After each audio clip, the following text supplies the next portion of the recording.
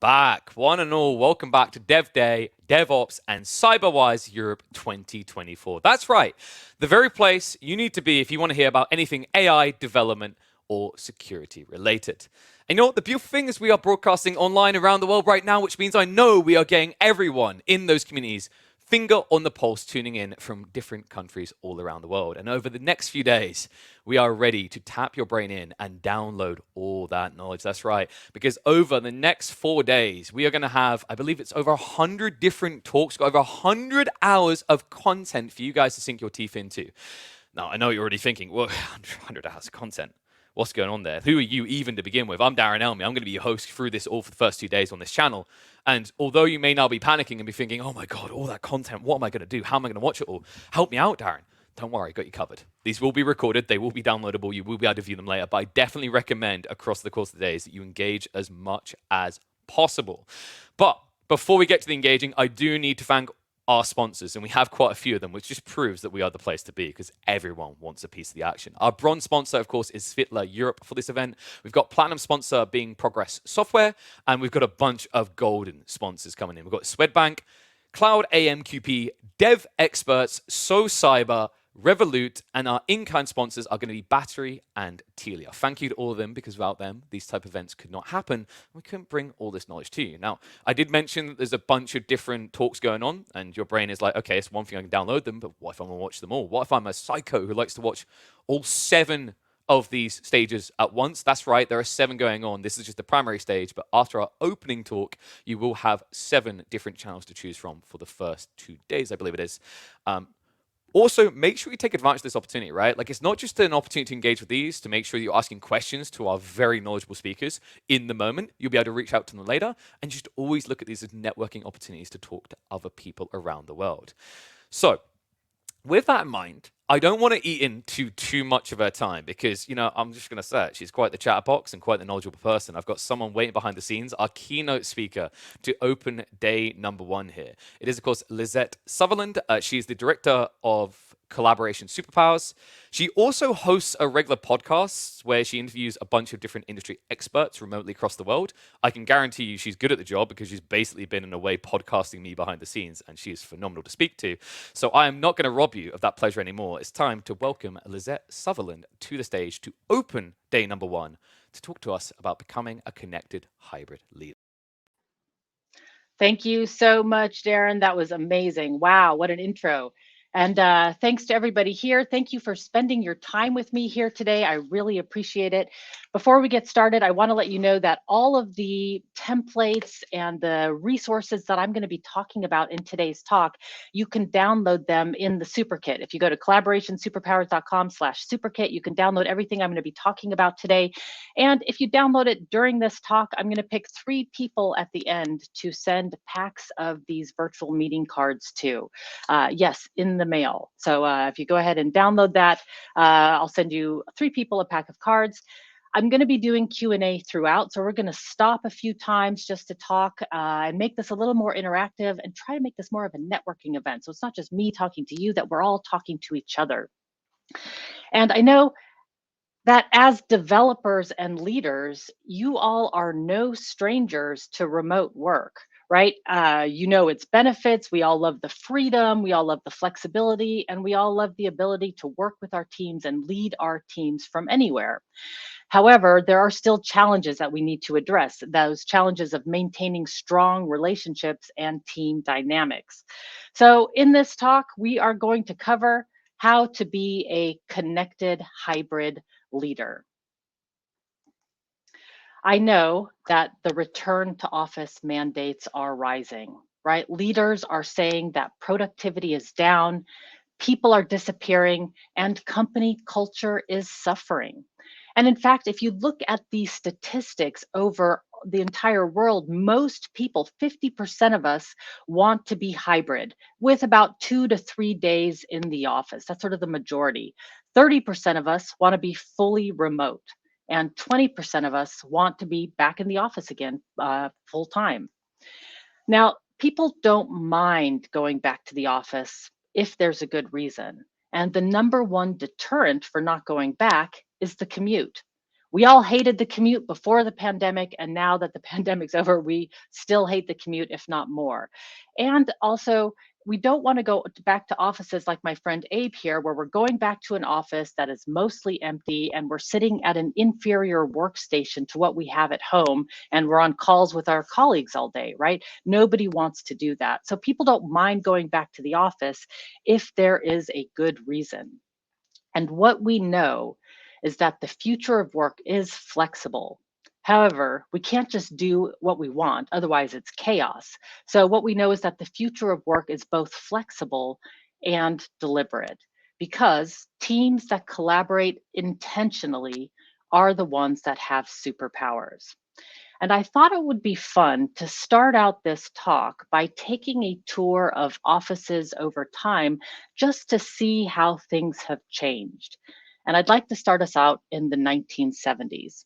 So you can see in the 70s, the open office plan was the most popular plan, and furniture tended to be modular, so you could move things around depending on the projects. And we would track our time by physical boards on the wall, right? You would put if you were out to lunch, if you're going to be out for vacation, so we could physically see where people were.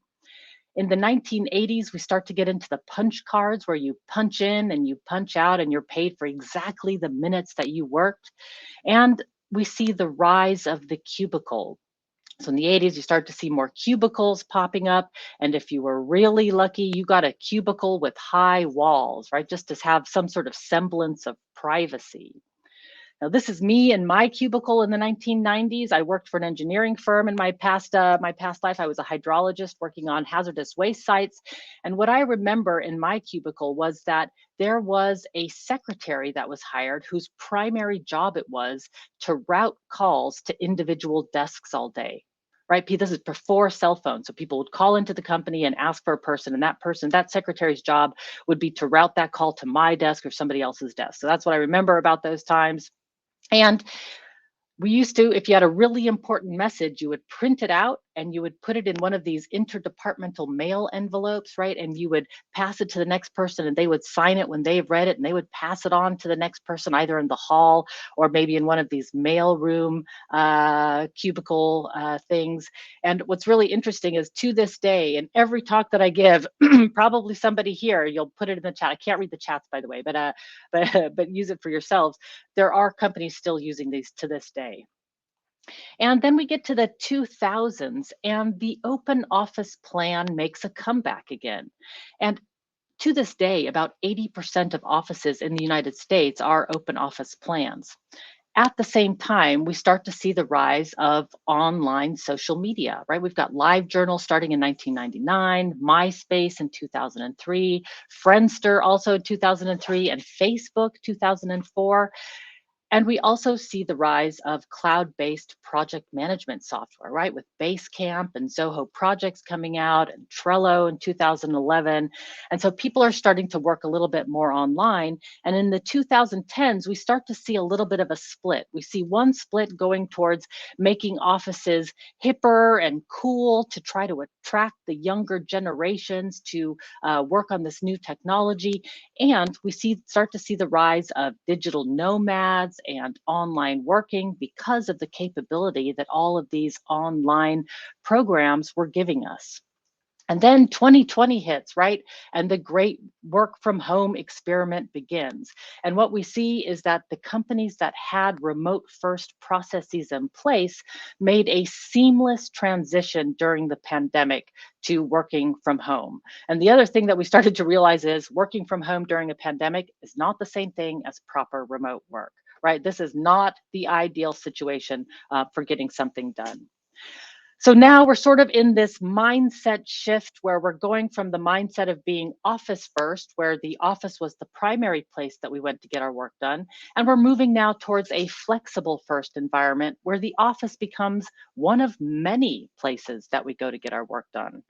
And if you look towards modern organizational design thinkers like Jurgen, they say if you want an organizational structure that can handle the challenges of the 21st century, then you need to ensure that there's practically no difference between a physical team and a virtual team. And so that's basically where we are right now.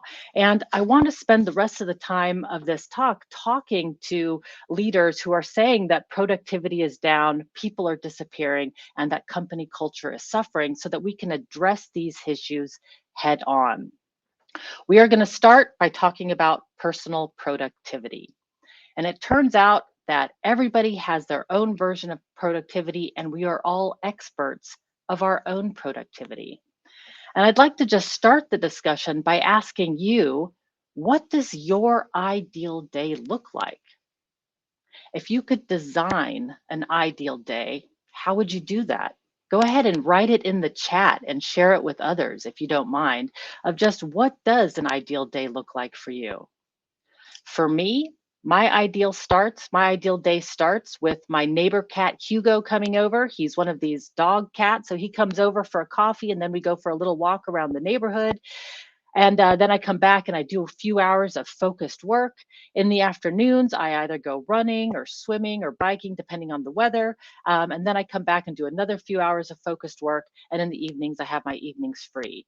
That is my ideal day, right? I don't always get it. That's not, that's not the that's not the point. We don't always get our ideal day, but I know exactly what it looks like. And work-life balance looks different for everybody. Some of us are splitters. We like to split our time, like we'll work first and then we play, right? And some of us are blenders, like myself, like we go on a walk and then we work a little bit, and then we do a little laundry and then we work a little bit, and then we do a little lunch and then we work, right? We blend, sort of split and blend throughout the day. And I'd like to ask you to do a poll question, which if you go to slido.com, the code is 3811285, or I'll get out of the way so you can scan the QR code. I'd like to ask the audience here, are you a splitter or are you a blender? And a fun fact is that out of all audiences that I poll, it's always about 50-50, but I'd like to see what this audience is. So if you go ahead and go to Slido and pick it out, we'll see how many of us are splitters and blenders. So again, splitters are the ones that like to do work and then we stop and then life begins, or we have some sort of a split. And the blenders, they like to work a little, they like to live a little, they like to blend a little, and they like to work a little. Let's see what we've got going on here. I'm going to show the results coming in real time. So we can see, again, this audience so far, 50-50 split, like most audiences. So we'll see the blenders are starting to win out. I'll give just about 30 more seconds for people to fill out the poll and we'll see where we are. But indeed, we are all experts of our own personal productivity, and it's just really good to know what kind of person that you are. So thank you for sharing those numbers. All right, so the splitters and the blenders, it's about 50-50 with the splitters winning this time. Oh, blenders coming up in the lead. All right. So we'll continue the poll. What I'd like to do next is show a quick video of a woman named Rebecca Seal, and she wrote a book called How to Work Alone and Not Lose Your Mind. And so I want to play a quick video clip from her talking about what it is that we need when we're working remotely.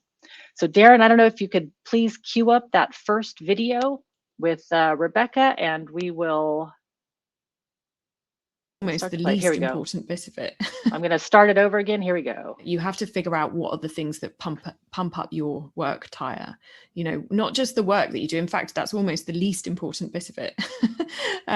But what's the stuff that scaffolds you, that sits around you? Like, are you getting enough access to daylight? Are you leaving your desk enough?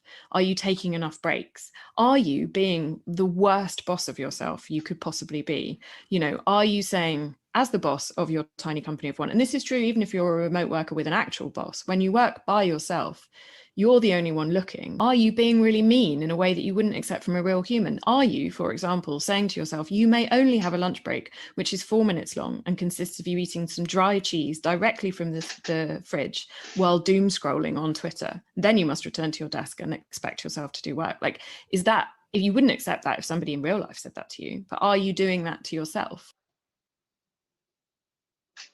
All right, so I think think there probably a little laughter happening when she's saying like eating dried cheese from the fridge, because it's funny, because it's true.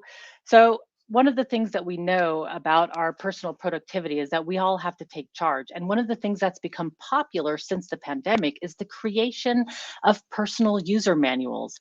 And what this starts is as an exercise to really understand what is it that we need and what do others need to know about us in order to collaborate with us. So this is my personal user manual. I've got it on my website. You can check it out here with the QR code. And in my manual, I have just things like my languages, the working hours that I have, some of my communication preferences, some of my quirks, like I'm a really slow writer. So if you're working with me and you need me to write something, it's good to give me time, and things like that. So what do I need to know about myself and what do others need to know about me? Now I've got this picture of Depeche Mode here because I'm a big Depeche Mode fan, and I have that in my personal user manual. And a couple of years ago, my father-in-law, whom I've known for 15 years, took a look at my personal user manual, saw that I was a fan of Depeche Mode, and became a fan himself. Now, of course, I've known him for this long, and we've never had a lot to talk about because he's a football guy and I'm a sewing person. So there wasn't a lot of overlap. But now we have Depeche Mode. So the power of the personal user manual is not just that people know about how to collaborate with you, but they also start to get to know you, right? It's a networking or a team building opportunity. My friend Dea has her personal user manual in Notion, and she's an agile coach and a leadership coach. And what she uses it for is during the interview process, also during the onboarding process, right? So people can get to know her quickly. When you work with Dea, within a day, you understand how to work with her. And that is the power of the personal user manual. So one of the things I'd like to ask here is let's make this into a networking opportunity. And if you have a personal user manual yourself, I'd love for you to share that in the chat and maybe have other people see your personal user manual. So go ahead and share that in the chat. And I'm going to go ahead and stop here and see if there are any questions. So Darren, I'll go ahead and stop here. We have an agreement that he'll pop on if there's any questions. And if there's not, I'll just hang out here for a second, wait for it, and then we'll move on otherwise. In the meantime, if you want to go ahead and download the kit, if you'd like your personal user manual, I've got some templates in the super kit for you. All right, we're going to move on. So now we all have our own personal productivity, but we don't want to be out of sight and out of sync. So the next thing that I want to address is when leaders are saying people are disappearing. Oh, one thing I should say about productivity, leaders keep saying that productivity is down. However, all the research that we see out there shows that that is not true. Leaders might feel that productivity is down, but the data shows that that is not true. And in fact, one of the more dangerous things that we need to worry about is people overworking. Burnout is far more of a problem than people not working. So that's one thing that I'd like to address on productivity. All right, but let's not be out of sight, out of sync. Let's talk about team cohesion. And some of the things that go along with team cohesion is both transparency and alignment. When we work together in an office, we can see each other, right? We know what's going on because I can see what's going on. When we go online, we have to create new ways of being present and having context together. So there's a number of ways to do that, but one of the reasons that we do that is because group cohesion is knowing, part of group cohesion is knowing what other people are doing. So one of the ways that we can create more transparency is by working out loud and making our work more visible to others. I got this idea from John Stepper, who wrote the book Working Out Loud years ago, and he wrote it because he was working at Deutsche Bank and he was the only person in his department that had his particular job function. And when the bank started downsizing, he realized he was in danger of losing his job because nobody knew what he was doing. And so he created the concept of how can I work out loud and make my work more visible to people so that people know what's going on. And it goes to this quote from Ryan from X Team where he says, people respect you more when they know how you contribute, and they question your value when they don't know how you contribute. So working out loud is actually really important because we don't want people to question our value just because they can't see us. People are using tools in order to create transparency. So I wanted to just start with that, right? One of the ways that we can create more transparency is just by being more present with each other. So instead of having a virtual headquarters, maybe we have or instead of having a physical headquarters, excuse me, maybe we have a virtual headquarters. So Coco has been around for decades, right? This is a virtual office that you go to in your browser. Each one of these individual boxes represents a room, and each one of these dots represents a person in the room. So the four of us down here in this room have just discovered that we're all cat lovers, but we're down here, we can only see and hear the people that are in the same room as us. But if we want to go up here and talk in Henry's office, we just double click on Henry's office and then we're there with Henry, right? So this is one way of creating presence and context with each other. I run virtual co-working sessions every week. They're free to join. You can just come and do work together with other people all over the world that come and use these sessions as a way to get work done. I personally save my gnarliest tasks for these sessions because it just makes it more fun to have other people around. So I do my invoicing and all the stuff that I hate to do normally, but I do it with people around. It just makes it more fun. So I hope you'll come and try it out sometime. But in terms of more tools, you can see that there are telepresence robots. These are basically robots that you beam into, just like Skype or Microsoft Teams or Zoom. And you can drive yourself around using the arrow keys on your keyboard, right? So at Suitable Technologies, the company here, they've got 50% of their workforce that come in the flesh and 50% that beam in via robot every day.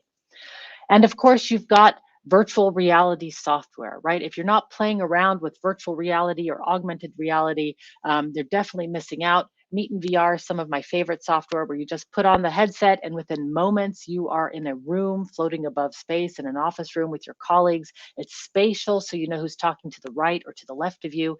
You can draw things in 3D and then print them out, right? Absolutely amazing. Teams that are using these kind of technologies really will have superpowers. But it's not about the tool, right? It's about the behavior that we're trying to elicit from our team. So while I am a tool junkie and I'm very excited about all the different possibilities that are out there, I want to take us a little bit more back down to earth.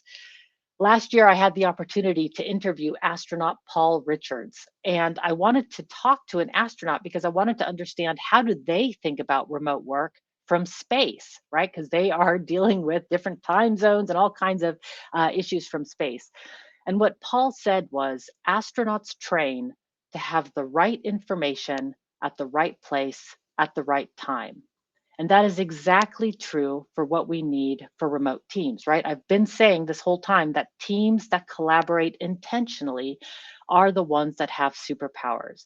So if we're trying to create more presence and more team cohesion, then we need to agree on what's normal behavior for our team. And some of the most common ways of doing that is by creating a team agreement and agreeing on how to work together. I've got a team canvas for you in the materials at the SuperKit link, but this canvas basically just helps a team lay out what are our values, what information do we need to share, how are we going to share it, what are the expected response times, right? How are we going to communicate with each other, what tools are we going to use, how do we know what each other are doing, and how can we work in a sustainable way without burning ourselves out? Right, so we just get together, we talk about all of these things, and then my team put it together in an agreement where we just, you can see here, it follows the same format: values, information, communication, collaboration, and then well-being. And I've even got a section here for things we don't agree on, because not every team agrees on everything, right? But having an agreement that just specifically lays out how we're going to work together. For the next one, for the next video that I'd like to show you an interview that I did with Darren Murph, who was at the time of the video, the head of remote for GitLab. Now, GitLab works in a handbook first way. And in this video, I'm asking Darren about why they work in this handbook first way and what is the benefit to GitLab for this. So Darren, if you could please cue up the second video. Dive into next the handbook, your central repository for how the company is run. And it's open to the public and it's very detailed. So it's not like there's a public version and a private version, there's one version. So why the transparency? Yeah, this blew my mind when I was interviewing, and Handbook undersells it. to some degree. What it really Right. is the actual operating manual of the company. Most people think of handbook and it's some flimsy PDF that gets revised gently and emailed around to the company once a year, and you have to take some quiz to say that you've read it. The GitLab handbook, we don't expect everyone to read 13,000 pages of it during onboarding. We just teach you how to search it. So some people ask me, hey, is the handbook too big? And I say, well, is there too much information on the internet? Or did you just learn how to use Google? And that's a bit tongue in cheek, but we just teach people how to find what they need instead of trying to constrict the amount of information. It is public because transparency is one of our core values. GitLab has 6 core values. Together they spell credit. I would say Google the GitLab values page. Is a fascinating read. You'll find all 6 values as well as substantiating values, sub-values underneath. Transparency is a value because it makes us a better business. And when our handbook is public to the world, it reinforces our mission of everyone can contribute. A lot of the GitLab product has been influenced by the community. And if you aren't public with your product, how will the community know how to make it better? The same goes for our organizational design. We want our values to be public because we want others to look at it and help make it better if they so choose. A few years ago, we had someone who was a copywriter find our values page, and they actually made a merge request. This is a function within the GitLab program to update and edit some of the grammar on our values page to make it more readable.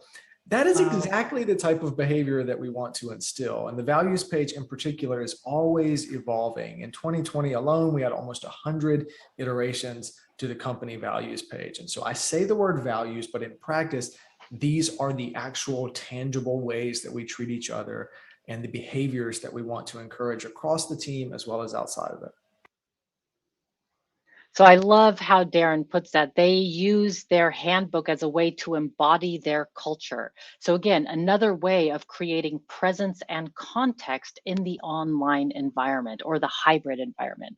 Now, don't be intimidated by the 13,000 page handbook. There's a fun fact about Darren Murph in that he has the Guinness Book of World Records. He's the Guinness Book of World Records holder for the most blog posts ever written. So he might have had an influence on the handbook.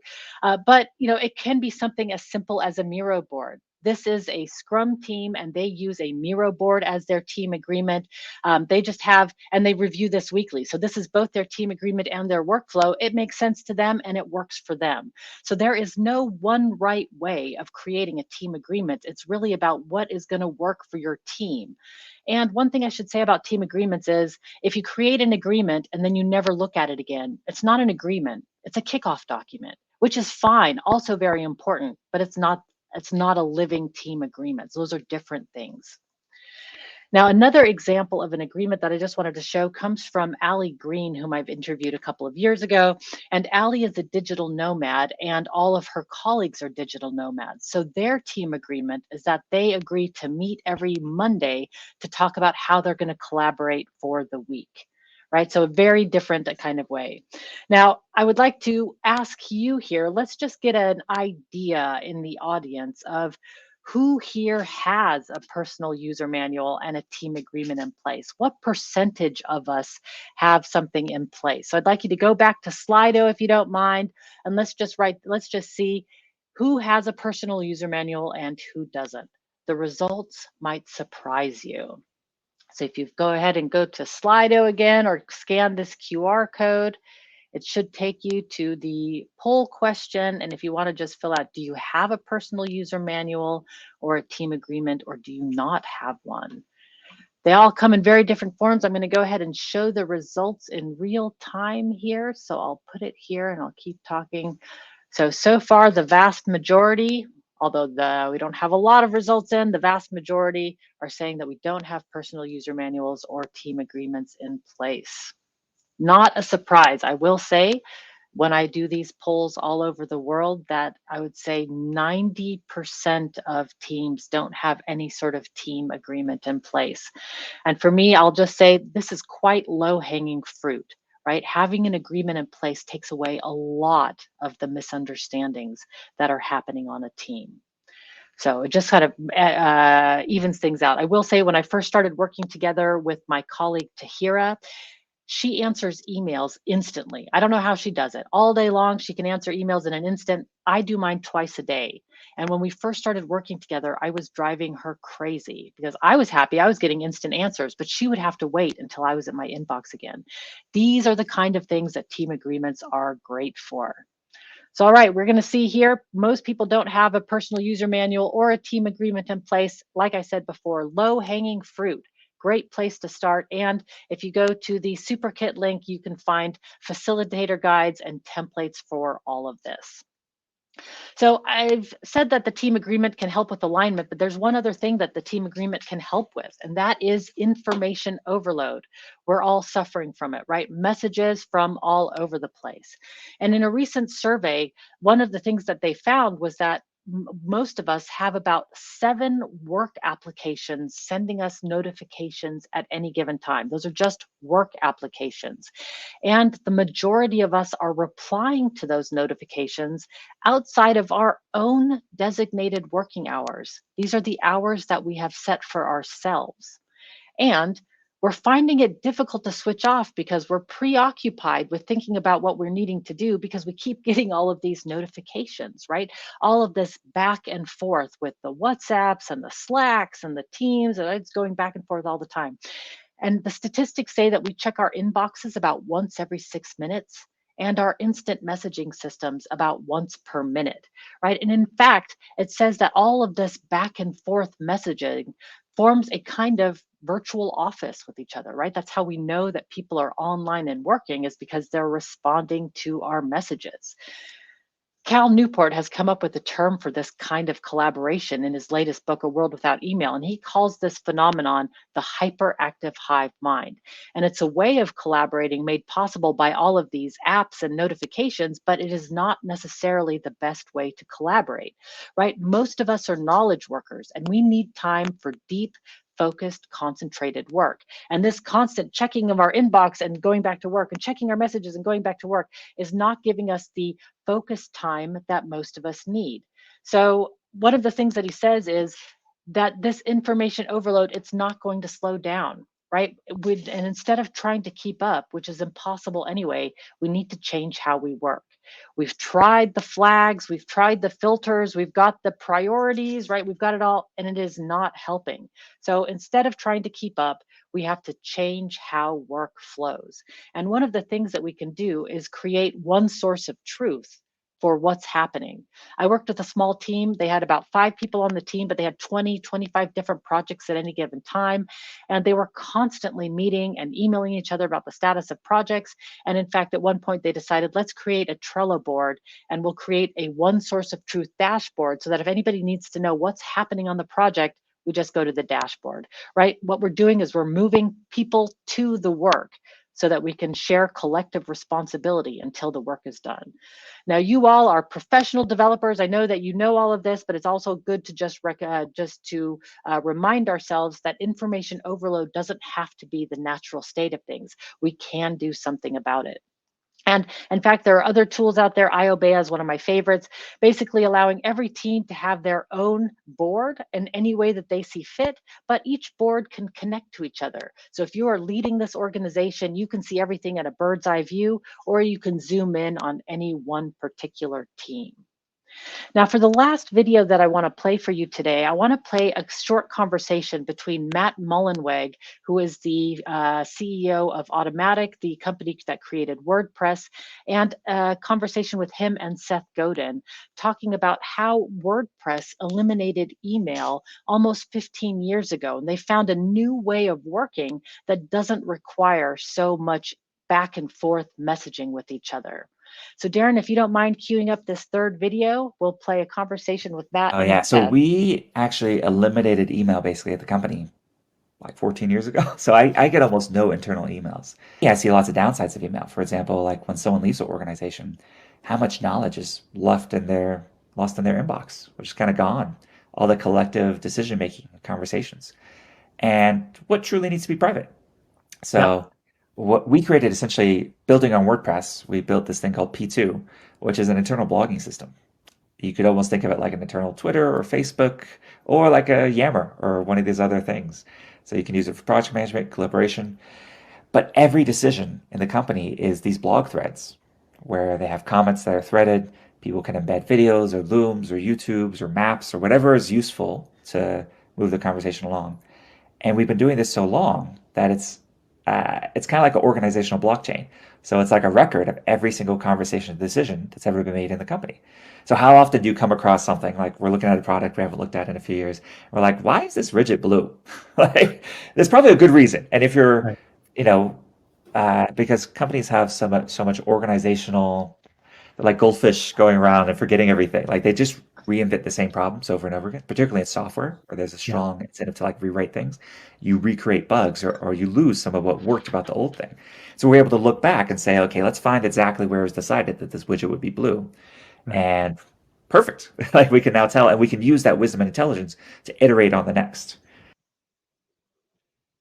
So I love how Matt and Seth, or how Matt talks about that. They basically have created an organizational blockchain so they can go back and figure out how they made decisions. They've taken, it's working out loud in the extreme, right? They've sort of got everything documented. So while every company needs something different, it is worth thinking about how can we best visualize our work so that everybody knows what's happening, who's working on what, and how it's going. So that's definitely part of the team agreement process. And the next thing I wanted to show is an exercise that I use in my workshops, but it's also a great exercise if you don't know where to start. This can be a great, easy way to assess where are the problem areas in your collaboration. So basically what I've done is I've broken collaboration down into 4 different categories: enjoyment, alignment, communication, and accessibility. And I've asked this team to rate themselves how they feel about each of these 4 categories. And as you move to the outside of the circle, you feel great. The closer you are to the middle of the circle, as it needs more work. So as you can see here, I've asked the team to rate themselves in each of these 4 categories. And if I were coaching this team, to me, accessibility looks like the biggest problem area. Like everything needs work, but accessibility is where to start. And accessibility means like having one source of truth. It's easy to obtain information and support. So I would work with this team to solve this, and then I would move on to the other things, because we can't just, everybody says, let's improve collaboration, but what does that actually mean? This exercise can help you figure out which area of collaboration with your team to start with first. All right, what I'd like to do is take a quick pause here and just ask if there are any questions or even thoughts. Maybe somebody just has a thought that they would like to share. I just want to take a pause and just ask any questions or thoughts till this point, talking about personal user manuals, team agreements, information overload, the hyperactive hive mind, how we make our work more visual. Let me know if there's any questions. I always wait till it feels awkward. I'm going to give it a few more seconds and see if it feels awkward. Hey, Lisette, I actually just had a question that came to mind. You know, a lot of talk about team agreements here. It's one of those things that I think we hear and we think as like a team member very useful, but it's almost like you could imagine the bosses thinking, oh, another thing that gets in the way. This is really frustrating. So I guess my question there is, when it comes to team agreements, I feel like the bosses are usually going to be a big hurdle to overcome. How would you go about convincing them to get on board with that? I would, to me, leaders are the ones that have to role model the behavior that they want to see. So one, I would say, just asking your team, are you a morning person, an afternoon person, a twilight? Are you a night owl? Just sort of understanding the differences in your team will quickly highlight the different assumptions that people have on their team. So if you're a boss and you're thinking like, oh, yet another meeting, yet another task, I would say this is probably one of your more important meetings, your more important task is to get everybody on the same virtual page, because there's going to be enough misunderstandings out there, right? Maybe people are silently driving each other crazy, like my colleague Tahira and I, right? We're just silently driving each other crazy. Our team agreement gave us a place to talk about some of these small things. And on remote teams, you can have a lot of passive aggressive behavior, or virtual teams, hybrid teams, all of it, right? So it's kind of the same. You have a lot of passive aggressive behavior, and our team agreements gives us a place to sort of hash that out. The other area that I really like about team agreements is the conflict management area. as a team, agreeing on how you're going to deal with conflict before it happens can go a long way to making heated situations better. When I worked for Management 3.0, we had an agreement at the time that if you had a conflict with somebody, and this was in our team agreement, if you had a conflict, you would have to first try to work it out one-on-one. If that didn't work, you would go to the team. If that didn't work, you would take it to the team lead, although we were very flat, so there really wasn't any team lead.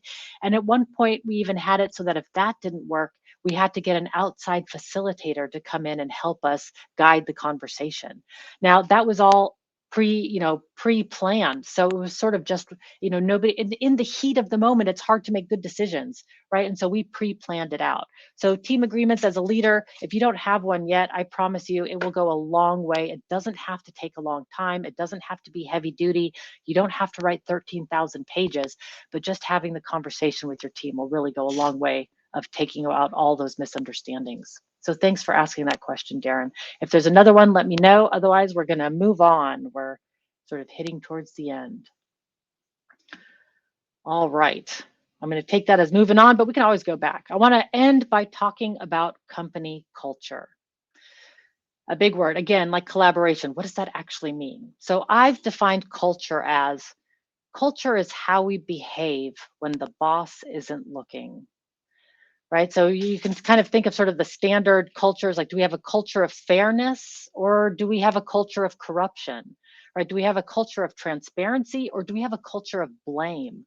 Right? So culture is really about how we behave. And that's why I say it's so important that as leaders, we must support and role model the behavior that we want to see. So if we are emailing our team on the weekends, does that mean they have to answer, right? That's a good thing to have in our team agreement because you're always going to have people on the team trying to impress the boss, right? So we have to role model the behavior that we want to see. And one of my favorite quotes comes from Chase Warrington. He's the head of remote at Doist. And he says, team culture is primarily built by how you work together, not how you socialize together. So this is why I've spent so much time talking about team agreements and presence and working out loud and creating context, right? Because those are the things that build true team culture. Having fun together is important. It's absolutely important, but it is not the key thing, right? And in fact, it really came to a head when I interviewed Carlos Valdez de Pena from the Mars Corporation. He said, my wife and I, we can have all the fun in the world at quiz nights and pizza parties. And he was so adorable. And he said, and we will love each other more and more after every single event. And then he goes, but we should never hang wallpaper together. So like we can have all the fun in the world, but let's never hang wallpaper together. And what he meant by that is we can have fun together, but it doesn't mean that we're going to work well together. And if we really want to talk about team building and bonding and belonging with the team, we have to understand why people come to work to begin with, right? For some people, it's all about solving challenging problems. For other people, it's more about who they work with.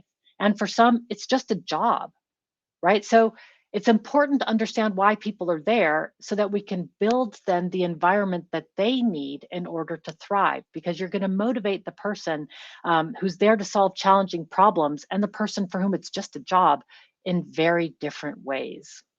So for the next thing that I'd like to ask you, I'd like to ask, what do you need to feel connected to a team? I'm just curious. So I've got a word cloud ready to be filled out at slido.com. What do you need to feel connection? So I know for myself, I'm one of those people for whom who I work with is more important than what I'm working on. So for me, in order to feel connected to a team, I need to have humor. I need to have personal contact. I need to have sort of the background chit chats. I need to have respect from my team. So those are the things that I need to feel connected. But I'm really curious, what is it that you need to feel connected on a team? So once again, I'll get out of the way of the QR code if you're trying to get to that. We'll go to slido.com, and then the number is 3811285. What is it that you need to feel connected? And in just a second, I'm going to show the results in real time. Everybody needs different things. Maybe you need respect. Maybe you need trust. some communication. Let's see what people need. I'm going to show it as soon as we get a couple of words on here. Here we go. I'm going to show what people need. So far, we need belonging. We need acceptance, good intentions. Oh, I love that. Cooperation, a messenger, purpose. Ah, I love it. Good communication. So this is one of my favorite exercises as leaders of a team, right? You ask your team, what is it that you need to feel connected? And then we build the team building environment around that. Look at this. We need good communication, cooperation. Oh, those are the main things. Like-minded people, a safe space, meetings with cameras. Yes, we'd love to turn our cameras on. Professional, acceptance, lunches together. Yes, some of us need in-person experiences. That's very important. My husband in particular hates working from home.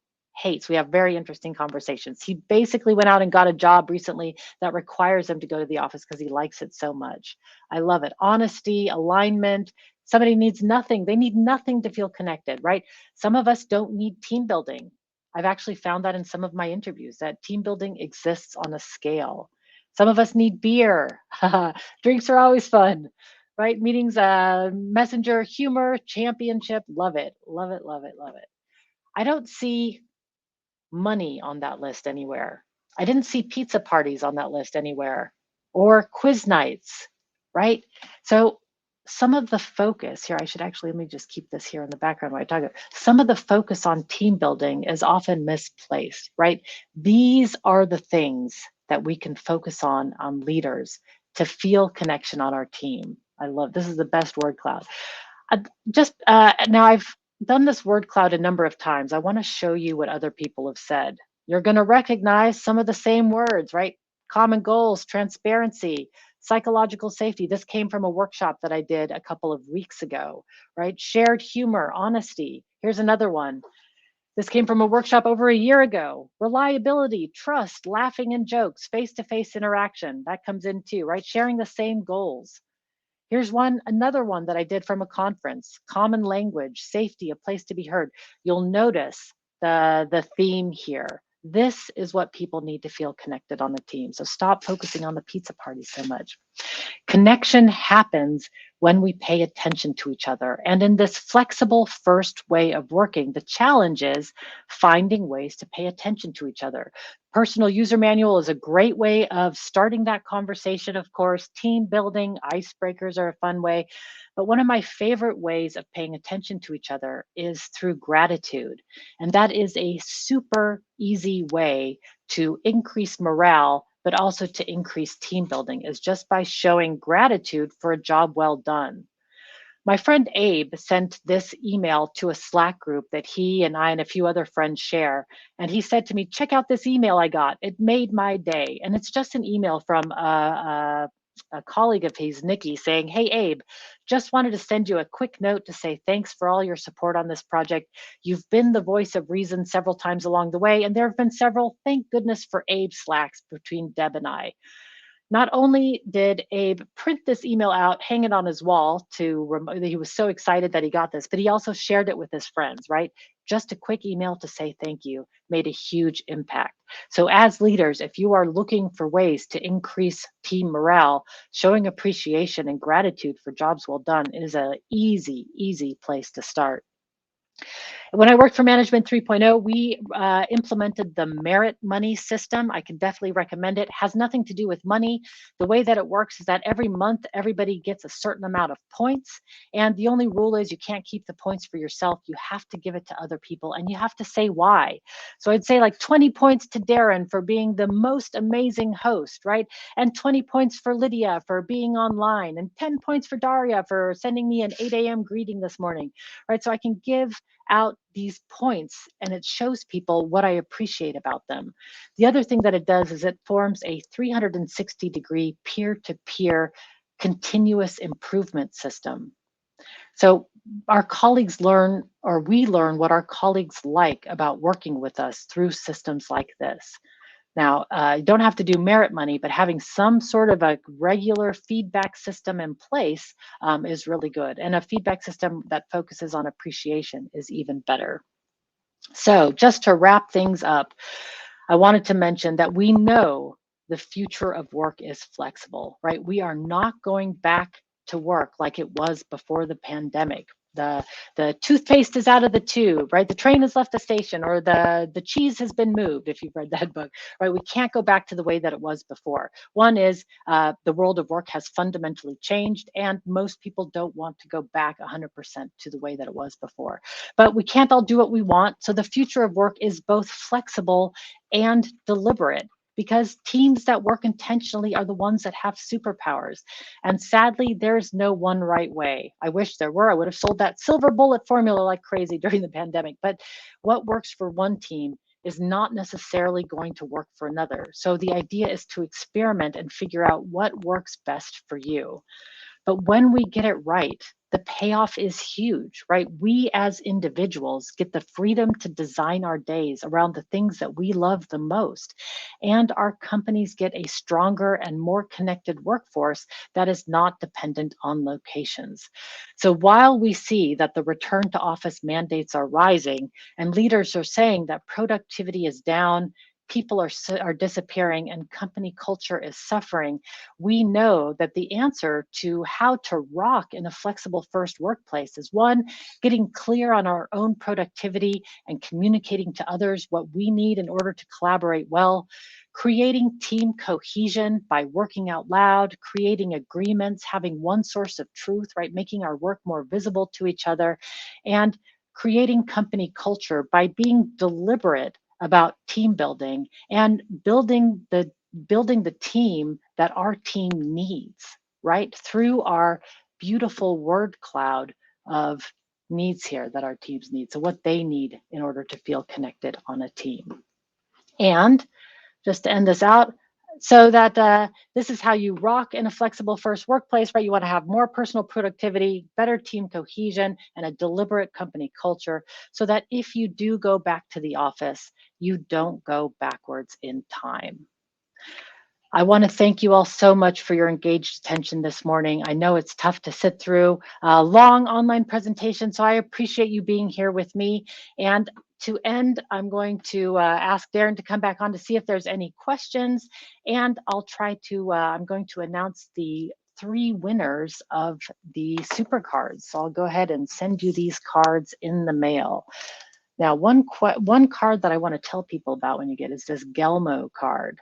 So in all meetings, there's always somebody that goes on and on and on, and you can't verbally interrupt them.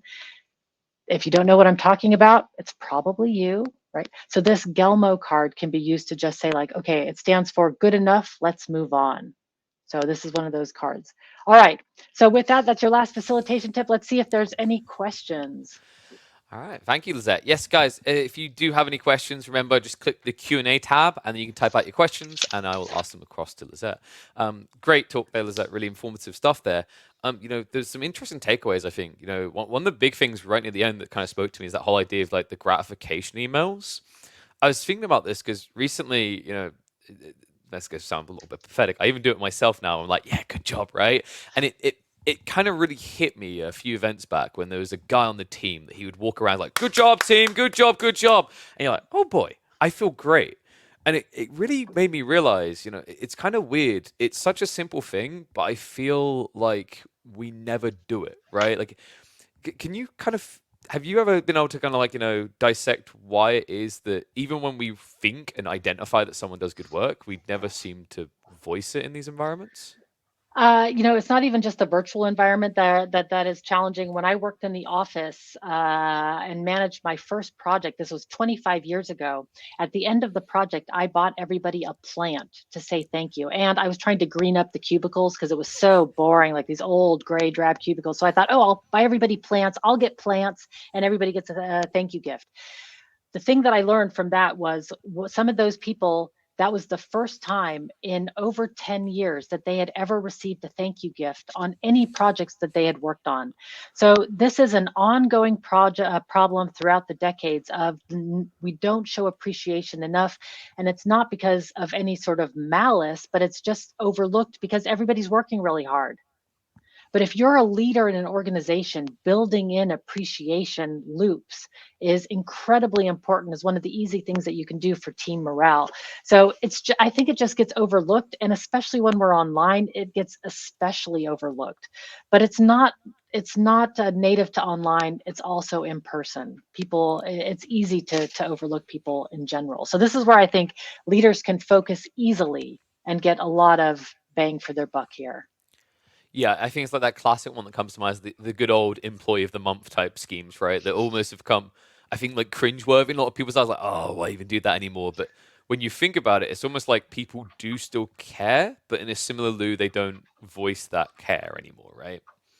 Oh, we totally care. Everybody Yeah. likes to be rewarded and appreciated for a job well done, right? We're bragging on LinkedIn all the time about our accomplishments. Like, we want to be seen and heard. Now I've forgotten my train of thought. I was so excited about the job well done, but it doesn't have to be cheesy. Oh, the key to authentic feedback the key to feedback is that it has to be authentic.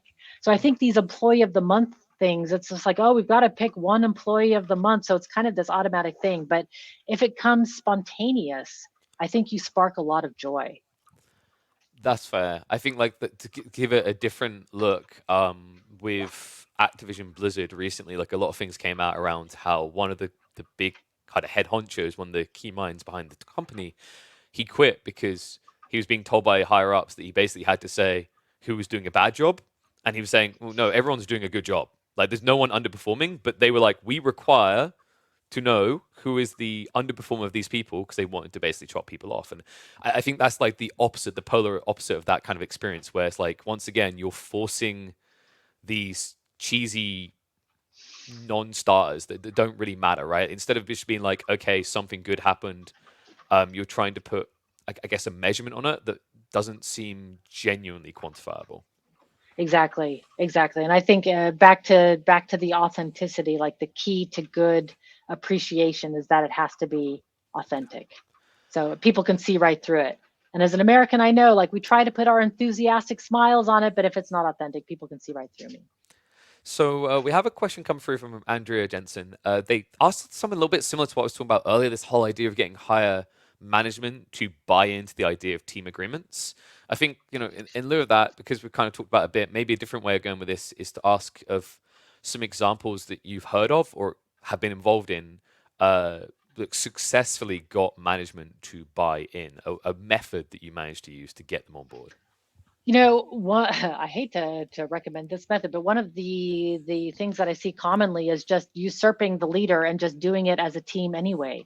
Like, if it's from the ground up, as a team, you don't have to create something formal, but it can just be like, even as a team member, if you start putting together like, hey, this is how I think we behave, and then you show it to somebody else, like from the ground up sort of thing. The thing that makes team agreements powerful is when they're useful. So if you're just creating it to document how things are, that's not very useful. But if you're creating it because the team is doing things in different ways and you need to align somehow and agree on your behaviors, that's when it's useful. So if you have a really close-knit team, you've been working together for 20 years, you all know each other, you're on your barbecues, you have less need for a team agreement than other teams. However, if somebody new comes onto that team and is trying to figure out all of your processes, it's impossible for them to just break in and to osmotically feel what's going on. Like, maybe in the office that worked, but online, you can make it a lot easier for those new people. Yeah, I think it's that whole idea of the company culture and then this assumption you just know it without having any sort of guidance whatsoever. An interesting one coming in from Maxims in regards to the idea of the emails. They're asking if it seems like emails are a little bit of an asynchronous communication, and as a result of that, does it not feel like you're kind of going back in history, right? That you may be interfering with the team's efficiency with that method? It's a matter of what works for the team, but most people are feeling some sort of information overload with too many emails. And indeed, email is great for asynchronous, but asynchronous also has rules and context, right? You want to make sure that you send enough information that you're moving the conversation forward. So maybe you want to make sure to send links in those email or context about what you're talking about. Or maybe you're sending a novel, and what would really help is if you had a TLDR version at the top so that people understand, like, what is it that you want from me? Put that the first thing. So there are rules about asynchronous behavior. So it's not that email is bad, but undeliberate, unintentional, just this back and forth constant, like, what do you mean? What's going back? This back and forth, that's what we're trying to stop. So I'm not saying that email is bad, but have it be intentional communication that helps move the ball forward. Yeah, I mean, in fairness, your example you gave earlier of everyone's looking at their phone every X minutes, looking at their emails, in a way, probably refreshing to get a compliment in there instead of just having a new request. But I have to make a request to you, Lisette. I just realized the time. We're close to going over, and I know you've got to give away those I've got super 3 kits. winners. Indeed. You got 'em? I chose 3 people at random, and what will happen is you'll get an email from me afterwards that will show you where to send your address. I delete the addresses after I mail them. You will not get me coming to your door, just so I'm very GDPR related. And apologies for mispronouncing your names. I've just got email addresses. So Martin Tagger, number 1, Martin Tagger, Tom Hermanek. You'll know who it is when you get the emails. Sorry for the pronunciations. And arslan.lmk. Those are our 3 winners for today. Thank you all so much for sending that in. And in the super kit, I do have printable cards. So for those of you who didn't win, you can always download and print out your own cards. All right. Well, congrats to Martin, Tom, and Arslan. Make sure you grab those. I'm sure they'll be very useful in the meeting. I'll probably be the person that you're telling to shut up and to move on to the next subject. But I think it's about time for us to move on, Lisette. You've been absolutely phenomenal. Thank you for opening the show for us.